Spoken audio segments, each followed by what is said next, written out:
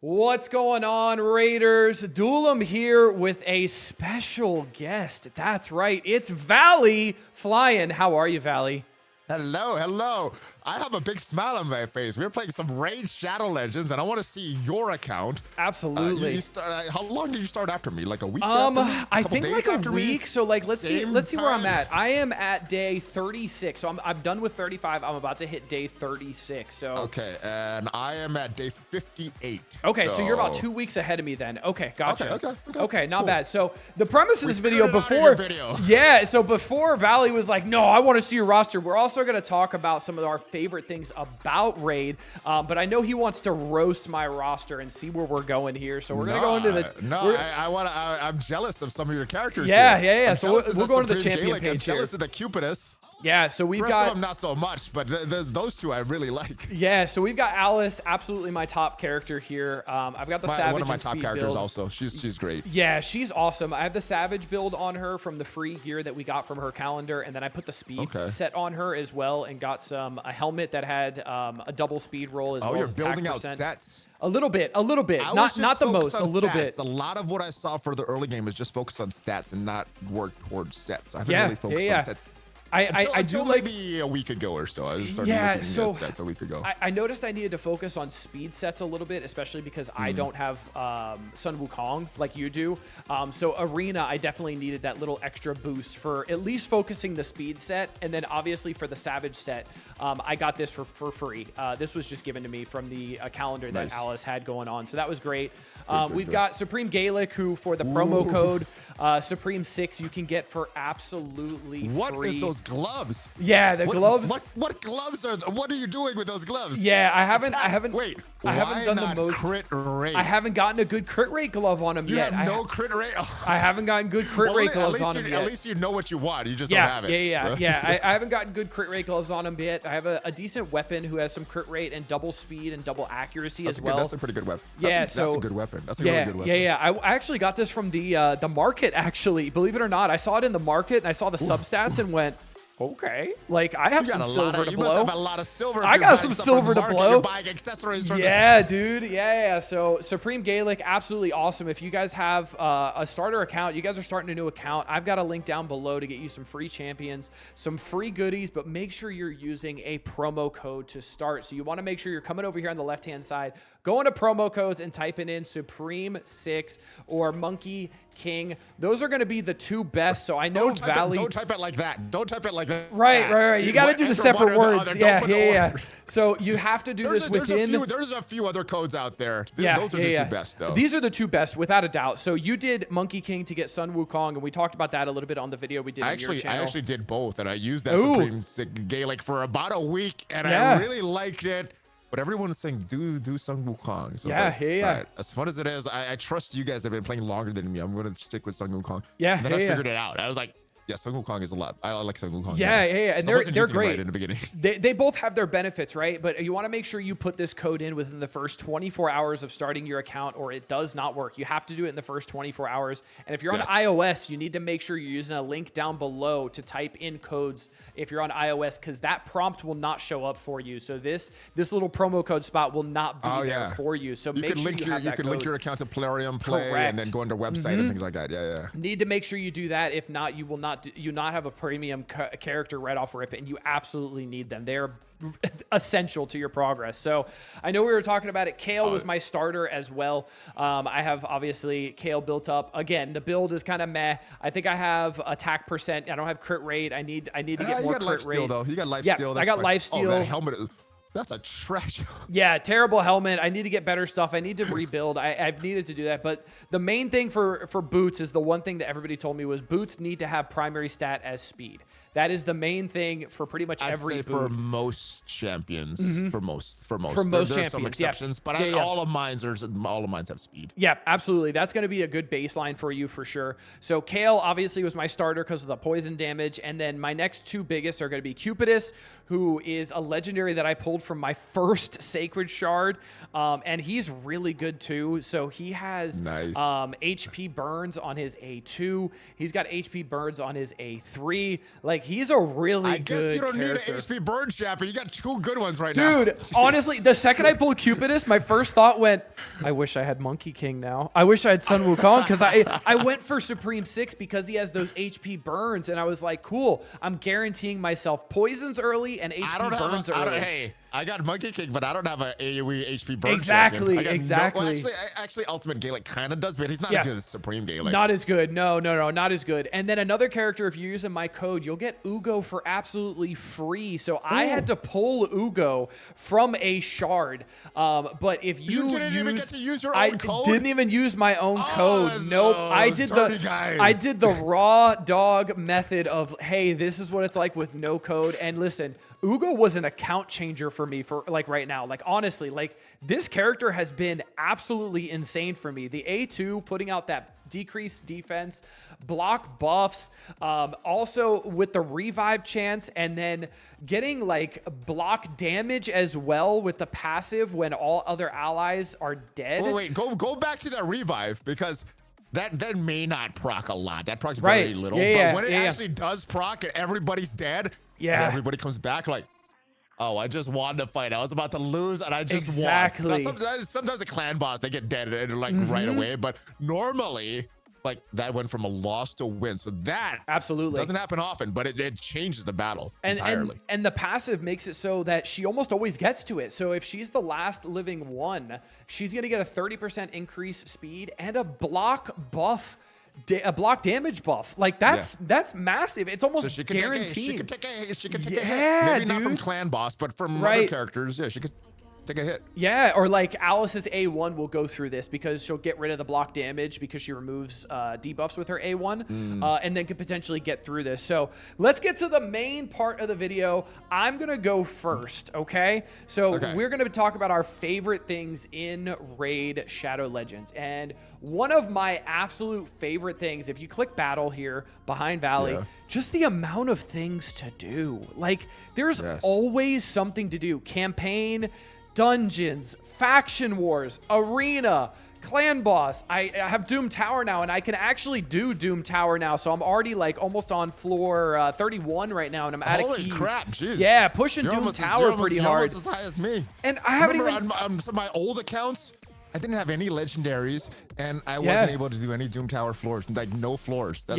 how bad I built those previous accounts. Yeah, I just started, and Doom Tower has been really, really fun, and I haven't even unlocked Curse City yet. I still have Curse City coming at level 52. Curse City's pretty fun. And I've heard Curse City's super fun and a super late game as well, so like that's content that's lasting for a really long time as well. Yeah, so, I'm only able to do little tiny pieces. It's pretty fun. Yeah, and I love every day you make a little bit of progress, and then you come back and go, all right, well, how much further can I get in Doom Tower? And I'm like, okay, cool, I got to 33, 34. Or I go back to Curse City, I'm like, ooh, I beat this mission I wasn't able to before. See, I'm struggling. You know why I think I'm struggling in Doom Tower? I don't have a good AoE HP burn champion built up. You got 2 of them. So that spider in that Doom Tower, yes, dude. That section. Dude, I squeaked by it. Yes, I squeaked by this spider on the boss mission here. I squeaked by with this team. Like, Alice had like, if she took one more hit, she was dying. Like, and I had to manually play it to like play the room correctly to make sure I had a lot left for the spider. But like, that's the fun of it. You can sim it if you want like lesser rewards, but then you can go in and play it correctly to make sure you're getting through some of the harder missions if you have a little bit more time. So being able to do both of those is awesome. So that's my number one. There's so much to do. What about you, Valley? Where are we going, man? Man, talk about the highs and lows of these gacha games. I guess because I have the right attitude. I haven't really like experienced a lot of lows, right? I've got a lot of highs though. I'm like, all right, let's pull this. I'm probably gonna get that 88% chance, but it's a 12% chance I get a legendary. And all right, I get an epic. Cool, epic. Oh, I get that big 12% chance. So I've gotten a lot of the highs that I get with other gacha games. I haven't gotten the lows, and I think because some of that is just expectation. I'm not trying to play catch up. I'm playing this game at my own pace, and it's fun when we pull these champions. It's fun when you get a piece of gear. A lot of times it's bad. Most of the big piece of gear is bad, but once in a while you get those big highs and you get a really good gear. Like, oh, really good. But here, you're like, oh, this is a good one. Let me roll it. Oh, that's not that good. That's not that good. Oh, this is a good one. This is a good one. Yeah. So one of my favorite parts is I'm getting a lot of highs with this, a lot of dopamine releases with this, and I'm not getting a lot of the frustration that I've had with other games in the past. So yeah, I absolutely. think that's my biggest overarching thing with this game. There's a lot of highs with this because there's a lot of RNG. There's a lot of RNG. You got to play this for a long time to get what you want. But if you're going to run expectations and think it's going to take a while, then yeah, it's great.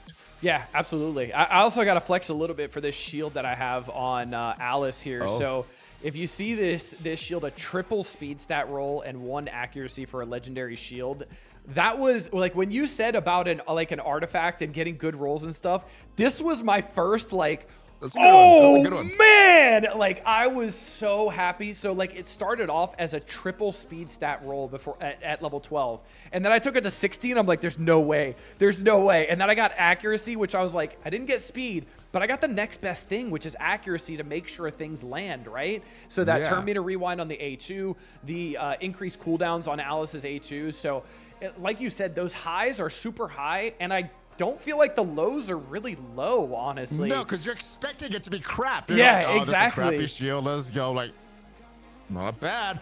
Oh, so I think if you're expecting it like the worst case scenario of everything, then you're never going to get that downside. And I'm expecting the worst of everything. Yeah, absolutely. Especially early game too. You know, all this stuff. I look at this and I'm like, I will never use this a day in my life. This is my 6th or 7th account, dude. Yeah, exactly. So the next thing I want to talk about, since we're talking about artifacts, sets in general, is just the level of customizability in this game. And we talked about it a little bit in your video that my roster, my characters will never, ever look the exact same that yours do. Even if we tried, like even if we really like sat there and went, all right, we need to do the exact same thing. You could spend enough money to make it look absolutely. You could make it look very similar. But like the differences are just, is gonna be tough. It's so hard. And like I have Cupidus, so like my experience changed big time because I got a great HP burn character legendary super early. I started off with a different starter as well, and a different starter code with Supreme Gaelic as to use. So like our experiences are different, and like even at end game, all the rosters are so varied depending on what gear you have, depending on what sets you're finding, on what RNG you're getting, what champions you're unlocking as well. It's not cookie cutter. Yeah, it is not cookie cutter. And like the champs they use, I don't think I've seen too many similar clan boss teams right now. I haven't seen too many similar arena teams. There might be some characters that are similar, but they're all different. And especially if you look at the gear, nobody has the same amount of gear and stuff. So it's never going to be exactly the same, even if the characters are the same. So super customizable, super different experience for everybody. Yeah, absolutely. And that's what I love, because then I get to talk to you and your experience is completely different, and we get to talk about how we min-maxed based on what we pulled or what you pulled or and everything like that. I think that's awesome. It increases the engagement of the community as well. I love that. I'm so excited to do this video. I want to see what your roster looks like. Yeah, dude. It's not the same. Other games we played are like, all right, let's build it this way. This is where you got to build it. Yeah, it's the exact same thing. But now it's like, oh, let me see what you got. Exactly. What did you get? Yeah, and that's so much fun. Or I get to brag and be like, dude, look at this roll I got. Look how awesome this piece of gear is. And like, that's so much fun, and I love that. So that's my next one. What's your next one? Where are we going next for your favorite things in Raid Shadow Legends? I think it's that progress that you mentioned. You know, doing the clan boss every day. Seeing how bad I was at that normal difficulty, and now I'm at the nightmare difficulty, and I'm still not doing what I want at nightmare difficulty, so there's still a lot to accomplish. But absolutely, just seeing the progress every single day, seeing my team get better, doing some challenges and hitting some. That's the team I want. That's the team I want up there, number 3. Oh, really? That's the team I could almost. I'm missing one character. I could almost build that. But yeah, anyway. But yeah, clan boss. You know, climbing up arena, trying to find those little easy matches to win, and just progressing in the Great Hall, just watching my progress every day, even if it's very minimal. I think that's something. So it's not just a clan boss, and I think it's just watching the small incremental progress every single day. Yeah, oh, absolutely. And it's nice because I feel like, and the missions tab below behind me here is a big part of that. And I feel like this is one of my favorite parts of this game in general is the Arbiter missions. So after you are level 15, you've technically completed the tutorial, right? So what these Arbiter missions do is act like a tutorial without fully holding your hand. They kind of just give you a slight nudge in the right direction. And this is the most inventive and like best way I've seen to learn how a game works. Because like in the beginning, I'm like, okay, I need potions to ascend a character. Well, where the hell do I get potions? I don't know. And then I look and it's an Arbiter mission. It's like, oh, you just go to the Spirit Keep. You go to the Magic Keep. You go to whatever it is. And it teaches you where to go to get these things. And the Arbiter missions are a great kind of checkbox every day on like, cool, I did 4 Arbiter missions today. I did 6 today. Oh, I had a good day. I did 12 because I had some things done. And I think that level of like seeing those checkboxes get done is something that's really satisfying with me. Like I'm a big, like I love checking off things on my to-do list. And this is just a very long to-do list that goes on for all the way to the Marius missions, which take up to years to do. Like this is hard content to get through. Well, the Arbiter initially, when the game launched, would take like 9 months to a year. Take long time. I heard somebody got through the Arbiter in like 30 days. Yeah, like, I saw that video really too. I was like, oh my God, that's insane. But Marius, those are going to take a long time. That is still not that easy content. And Arbiter's not easy. It just takes a long grind and stuff to get through all that stuff. It does, and it doesn't feel bad though. It feels like it's rewarding going through it because you're getting like a bunch of all energy. That little silver you see on the bottom, all that stuff. I'm like, ooh, that's good. That's good. Like once I finish this part, I'll get legendary skill tomes. Like it's stuff that you need, and it's like meaningful stuff. And it's teaching you the mechanics of the game. And it's teaching you where to go to get specific things. So like if you didn't know, you go to the spider dungeon, right? And that's where you're getting a lot of like amulets, and that's where you're getting rings and banners. Yeah. I didn't know that for like 3 weeks, and then it made me do a spider mission, and then I was like, oh, this is where I get those. I get that stuff. Cool. So it's like it's a partial tutorial while it's like helping you get those checklists, which are really fun for me. I don't know. I love it. I love it so much. Like I said, I've had a lot of accounts, right? And I've gotten lost in a few of them. This time, I'm just following the Arbiter. Like, what do I get? I don't know what to do. Arbiter, that's what the next thing. And then looking at the next few missions. Yes, because, like absolutely. The spirit potions, right? Yeah. That happens every like 3 or 4 days. And sometimes you can get stuck like, oh, I can't do anything for a few days. Yeah, like this one opens on Thursday. Plan ahead, Yep. You can kind of plan ahead for what you want to do once you start to get the stuff. So that really is good to help keep on track. Yeah, and I love that about that. That's probably one of my favorite things, and that'll be the last topic I go over on mine, and we'll do one more for yours. But I think the Arbiter missions, and then once we get to the Romantu and Marius missions, I'm excited to get there. But I just love always having something to do and always feeling like there's meaningful progress I can make. And even if I'm not getting a challenge every single day, right? Like you said, looking ahead and being able to slowly move forward and go, oh, okay, cool. I can start working on this challenge, 2 affinity bonuses to level 4. I can start working on that challenge now. And once I get to this challenge, it'll already be done. So I can just click right past it and go to the next one, go to the next one. Go back to that. You were wondering in my video why I have a couple done. That's why. You got to do a couple of them to level 4. Yep. So, and that's what I love about it. You can plan ahead and get ahead. And then like this one, I can't make progress until I unlock this challenge, right? So there are little bottlenecks that are intended to be there, right? And that's fine. That's okay. That's making sure I don't blow through it. You can see them. And I see them, and, exactly. You can only see a few in the game, but you go to hellhades.com, you can see all of them there. You can plan. You can plan ahead for all of them, so it's really, really good. Absolutely. All right, one more. There's so many directions I could go with this. I'm going to stick with a simple one because I just made a video on the other game that we're playing. The user interface. It's so simple. There's not a lot to manage. In the beginning, when I was confused, there's all these pop-ups and all these red dots. But on this account, managing it every day, it's so simple. I go to the Arbiter, I do that stuff. There's a challenge missions right next to there. There's some daily stuff. There's some weekly stuff, monthly stuff. That stuff, do that all the. And then these challenges, some of these are kind of annoying. Like going back on some of these if you don't do these. But you could do that. But then you just doing your daily missions and stuff like that. And then going in and all the dungeons that are all in the same place. You get the arena stuff all in the same place. Their game modes, they're all. It's very easy to navigate once you get used to that. Another game I play, been playing it for years, so I know where everything is. It's still just very, very tough to navigate through all that stuff, and it's not very intuitive. And The missions are all over the place. So just I'll keep it with the user interface here. I think it's designed pretty well. Yeah, absolutely. And I feel like in the beginning, right, it is a little overwhelming. You know, you got the market, the force, the portal, tavern, guardian, like it's a lot, right? But I at first I did have that feeling of like, I was like, wow, this is kind of a lot. And I get that, right? But then I played for like a week and I was like, as long as you're following the Arbiter missions, I know where everything is now. I need potions. Yeah. Cool. I go right over here.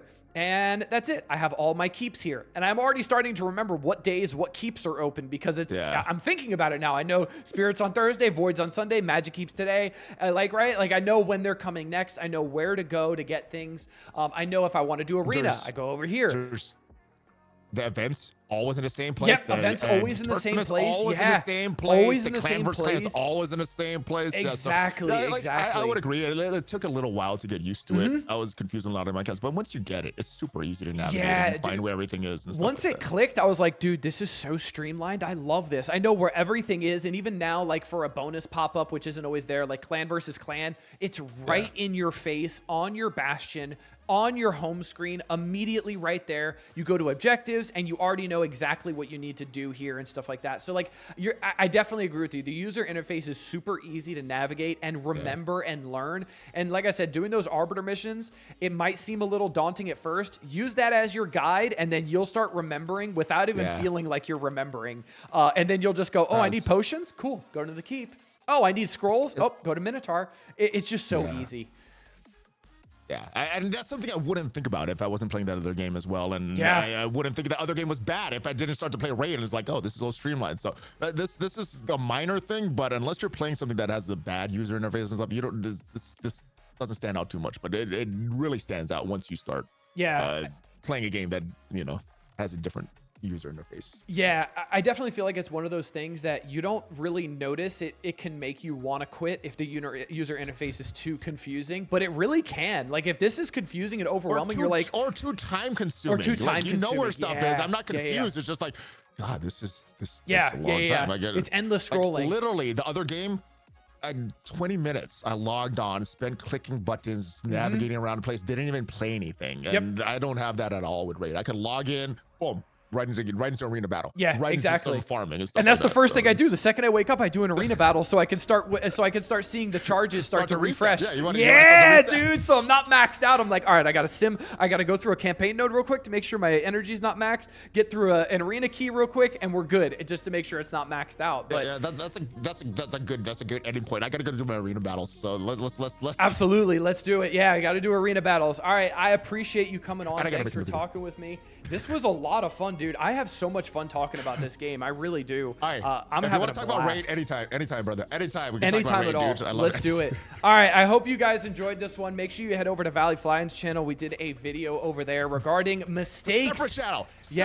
Separate channel. That will be in the link. Raid. Valley Flying Raid. That link will be in the description. So make sure you guys go check out that video. That was a great video as well for early game mistakes. But I hope you guys enjoyed. Until next time, this has been Duelim and Valley Flying. Later, Raiders.